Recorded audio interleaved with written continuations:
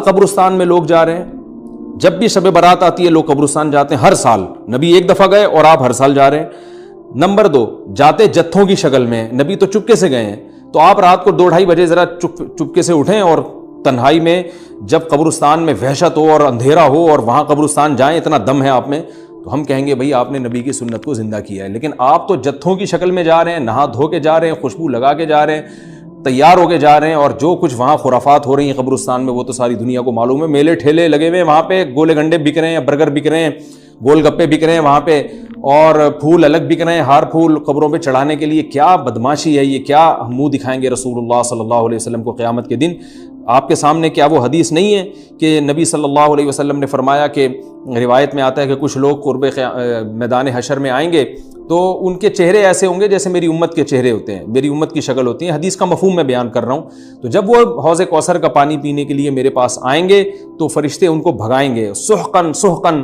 تو آپ صلی اللہ علیہ وسلم پوچھیں گے یہ تو میری امت ہے، آپ تو فرشتے کیا کہیں گے کہ یہ آپ کی وہ امت ہے جنہوں نے آپ کے دنیا سے جانے کے بعد دین میں ایسی چیزیں ایجاد کر لی تھیں جن کا آپ نے حکم نہیں دیا۔ تو آپ کیا فرمائیں گے؟ سحقن سحقن، دور کرو ان سے۔ تو ایسا نہ ہو کہ ہم قیامت کے دن رسول اللہ صلی اللہ علیہ وسلم کی شفاعت سے محروم ہو جائیں۔ تو اللہ کا واسطہ قبرستان مت جائیں اس رات، گھر میں بیٹھیں آرام سے، یہیں بیٹھ کے میت کے لیے مغفرت کی دعا کریں۔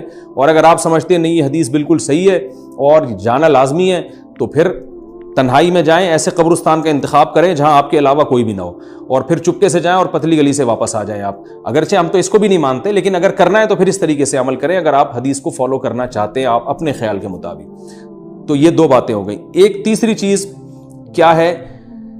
کیا قرآن اس رات میں نازل ہوا ہے اور تقدیر کے فیصلے اس رات میں ہوتے ہیں؟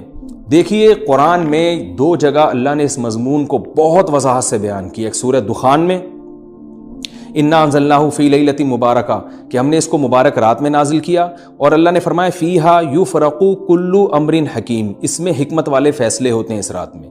دوسری جگہ 30ویں پارے میں سورہ قدر میں اللہ نے فرمایا انا انزلناہ فی لیلۃ القدر، ہم نے اس قرآن کو لیلۃ القدر میں نازل کیا، اور اس میں بھی اللہ نے فرمایا تنزل الملائکۃ فیہا، کہ فرشتے اس رات میں اترتے ہیں باذن ربہم من کل امر، تمام قسم کے معاملات لے کے۔ تو یہاں بھی اللہ بتا رہے ہیں کہ جو 1 سال کے فیصلے جس رات میں ہوتے ہیں اور فرشتوں کے حوالے کیے جاتے ہیں وہ رات اور قرآن کے نازل ہونے والی رات ایک ہی ہے، یہ الگ الگ راتیں نہیں ہیں۔ اور سورہ قدر میں اللہ نے فرما دیا واضح لفظوں میں کہ وہ لیلۃ القدر کی رات ہے۔ تو اتنی وضاحت کے بعد پھر یہ کہنا کہ اس رات میں قرآن نازل ہوا تھا جبکہ اس کے بارے میں کوئی صحیح حدیث موجود بھی نہیں ہے، ضعیف یا موضوع روایتیں ہیں، تو یہ بالکل قرآن پر میں سمجھتا ہوں کہ یہ ٹھیک نہیں ہے، بالکل دلیل کے لحاظ سے یہ کمزور بات ہے۔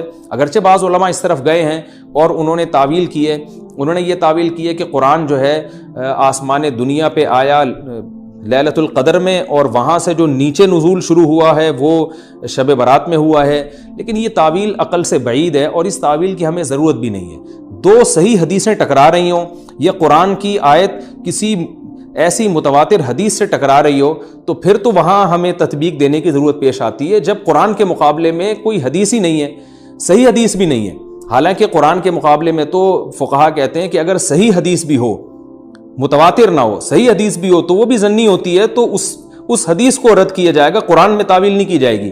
لیکن یہاں تو صحیح حدیث بھی نہیں ہے، یہاں تو ایک ضعیف روایت ہے اور ضعیف اقوال ہیں، آپ اس کو کیسے قرآن کے مقابلے میں لا سکتے ہیں؟ تو جو بالکل بے غبار بات ہے وہ یہی ہے کہ اللہ تعالیٰ نے قرآن مجید کو لیلۃ القدر میں نازل کیا جو رمضان کے آخری عشرے میں ہوتی ہے، اور اسی لیلۃ القدر میں فیصلے بھی ہوتے ہیں۔ اور بعض لوگ کہتے ہیں اس میں حرج کیا ہے کہ ہم 15 شعبان کو بھی فرض کر لیں، اس میں قرآن نازل ہوا اور لیلۃ القدر میں بھی، بھائی اس سے لیلۃ القدر کی ویلیو کم ہوتی ہے۔ اللہ تو لیلۃ القدر کی ویلیو بڑھا رہے ہیں کہ یہ ایسی رات ہے جس میں 1 سال کے فیصلے بھی کر دیے جاتے ہیں اور اس میں قرآن مجید کا نزول بھی شروع ہوا۔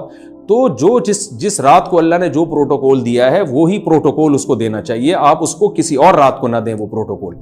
تو یہ تیسرا مسئلہ ہوا۔ پہلا مسئلہ حلوے مانڈے کا اور نہانے دھونے کا، وہ بھی غلط ہے۔ دوسرا مسئلہ قبرستان جانے کا، وہ بھی ٹھیک نہیں ہے۔ تیسرا مسئلہ کہ اس رات میں قرآن نازل ہوا اور فیصلے ہوتے ہیں، یہ تیسری بات بھی غلط ہے۔ نہ تو اس رات میں قرآن نازل ہوا اور نہ اس رات میں فیصلے ہوتے ہیں۔ چوتھی چیز کہ کیا اس رات میں عبادت کی کوئی فضیلت ہے سرے سے یا نہیں ہے، یہ ایک علمی مسئلہ ہے۔ تو اس بارے میں خوب اچھی طرح سمجھ لیں کہ اس بارے میں جتنی بھی احادیث ہیں جو اس رات کی فضیلت کے بارے میں ہے کہ بنو کلب کی بکریوں کے برابر مغفرت ہوتی ہے اور بکریوں کے بالوں کے برابر، اور یا جو بھی اس بارے میں روایات ہیں کہ سب کی بخشش ہو جاتی ہے سوائے اس شخص کے جو کسی کے دل میں کینہ رکھتا ہے، تو یہ جتنی اس رات کی فضیلت میں احادیث ہیں، تو ایک بات تو خوب اچھی طرح سمجھ لیں، اس پر تمام محدثین کا، جہاں تک میں نے دیکھا ہے، تمام محدثین کا اتفاق ہے کہ اس کی فضیلت میں صحیح حدیث ایک بھی نہیں ہے۔ اس رات کی فضیلت میں ایک بھی صحیح حدیث موجود نہیں ہے، لیکن ضعیف روایتیں اتنی کثرت سے ہیں کہ ایک الگ محدثین کا اصول ہے کہ جب ضعیف روایتیں کی سندیں زیادہ ہو جائیں تو وہ حسن بن جاتی ہے، یعنی قابل قبول ہو جاتی ہے وہ، کیونکہ بہت ساری کمزور چیزیں مل کے اس میں کچھ قوت پیدا کر دیتی ہیں۔ تو اب جن علماء نے احادیث کے ضعف کی طرف دیکھا کہ ایک بھی صحیح روایت نہیں ہے، انہوں نے اس رات کا بالکلیہ انکار کر دیا کہ اس رات کی سرے سے کوئی فضیلت نہیں ہے۔ لیکن جن علماء نے اصول حدیث کی طرف دیکھا اور فقہ کے ایک اصول کی طرف دیکھا کہ کثرت روایات درجہ حسن تک پہنچ جاتی ہیں، ضعیف روایات، تو انہوں نے کہا کہ بالکل اس رات کی فضیلت کا انکار ہی سرے سے کر دینا یہ غلط ہے۔ تو جمہور اس طرف گئے ہیں کہ اس رات کی فضیلت کا بالکلیہ انکار کر دینا یا اس کی عبادت کی فضیلت کا بالکلیہ انکار کر دینا